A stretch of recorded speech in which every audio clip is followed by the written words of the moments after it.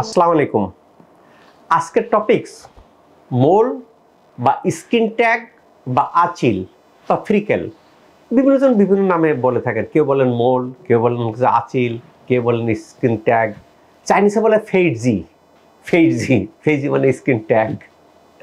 Chinese ভাষাতে যখন আমি চায়নাতে এমবিবিএস পড়াশোনা করি, তখন ওখানে যে ফিফুখা মানে স্কিন যে বই ছিল, বইতে এটা ছিল ফেইজি। মোল বা আঁচিল বা স্কিন ট্যাগটা কি, এটা আমরা কম বেশি সবাই জানি। তারপরে আমরা যদি দেখি যে আমরা এই যে পেশেন্টের ক্ষেত্রে এখানে আমরা যেটা দেখতে পাচ্ছি যে এটা কিন্তু একটু উঁচু হয়ে গেছে, যে ব্রাউন বা কালচে কালারের যে উঁচু, এটি কিন্তু ত্বকের সাথে মিশে গেছে মোল। এটা দেখেন, এটা দেখেন, বুঝতে পারছেন? সবকে দেখা যাচ্ছে। এটা মোল বা আঁচিল, এটা সবাই এটা দেখে থাকি, মোলকে সবাই চিনি। এই মোলটা কি হয়?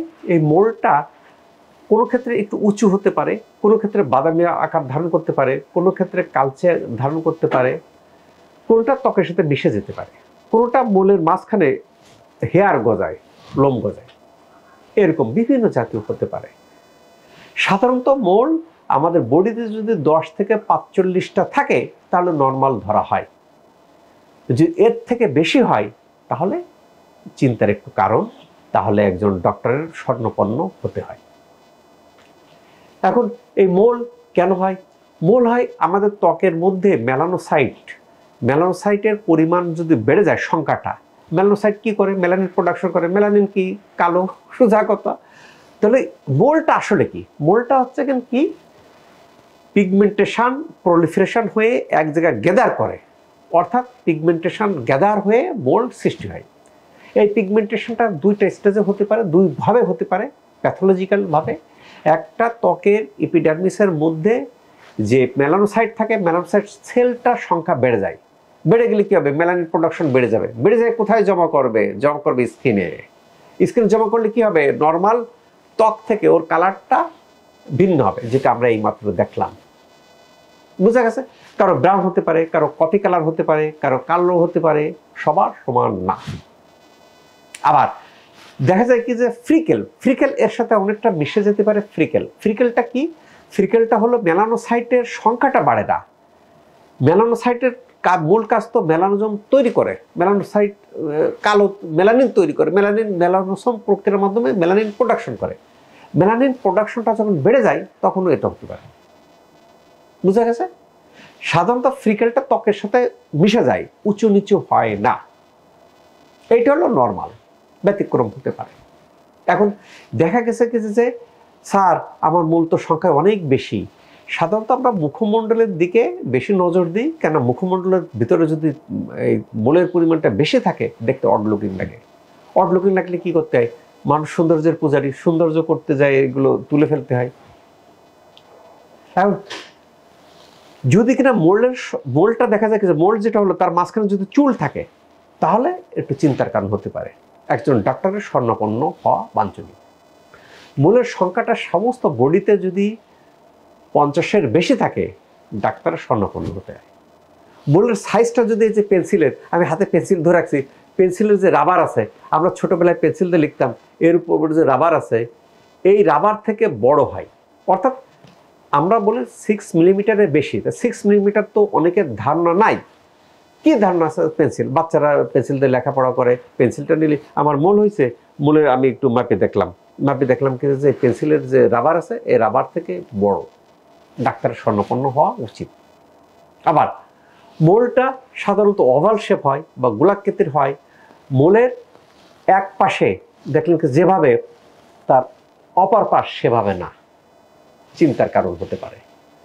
মোলের যে চারিদিকের যে বর্ডার থাকে, বর্ডারটা স্পষ্ট না, চিন্তার কারণ হতে পারে। মোলটা চুলকাচ্ছে, চিন্তার কারণ হতে পারে। মোলটা ব্যথা করতেছে, চিন্তার কারণ হতে পারে। তাহলে এই সমস্ত ক্ষেত্রে আমরা কি করব? আমরা ডাক্তার শরণাপন্ন হব, মোলটা রিমুভ করব। কেন? এই ক্ষেত্রে যে আমাদের ত্বকের মধ্যে যে জমা হচ্ছে মেলানোসাইট, এটা স্কিন ক্যান্সারে আমরা ম্যালিগন্যান্ট বলি, স্কিন ম্যালিগন্যান্ট বা স্কিন ক্যান্সারের রূপ নিতে পারে, বেজাল সেল কার্সিনোমা হতে পারে, স্কোয়ামাস সেল কার্সিনোমায় টার্ন নিতে পারে। স্কিন ক্যান্সার হলে তো ভাই আর একদিকে চলে গেল, তাহলে তো যন্ত্রণার শেষ নাই।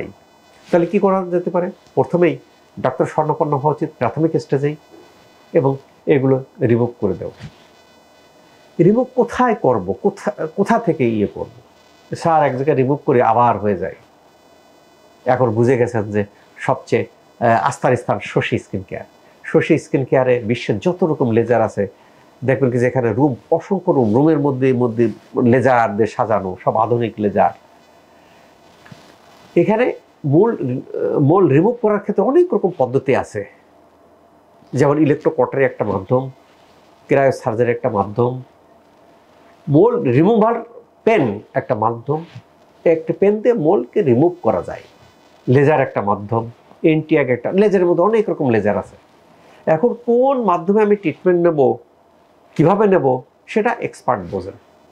কেন শশী হাসপাতালই সেরা হবে? এই কারণে যে শশী হাসপাতালের মেশিনগুলো সবচেয়ে বেস্ট, লেটেস্ট। এটা আমি নিজেই পরীক্ষা করি।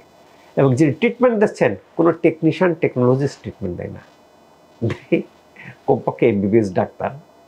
তাহলে এই যে আমি মেলানোসাইট বলতেছি, মেলানিন বলতেছি, আমি 6 মিলিমিটার বলতেছি, এগুলো ধারণা কার থাকবে? থাকবে এমবিবিএস ডিগ্রিদের ডাক্তারদের। একটা টেকনিশিয়ান, টেকনোলজিস্টের ক্ষেত্রে এরকম ধারণা নাও থাকতে পারে, রেজাল্ট নাও আসতে পারে। অনেকে বললেন স্যার আমি তো ঢাকার বাইরে, আমি তো লোকাল জায়গায় ট্রিটমেন্ট নেন, যদি ভালো না হন কোথায়?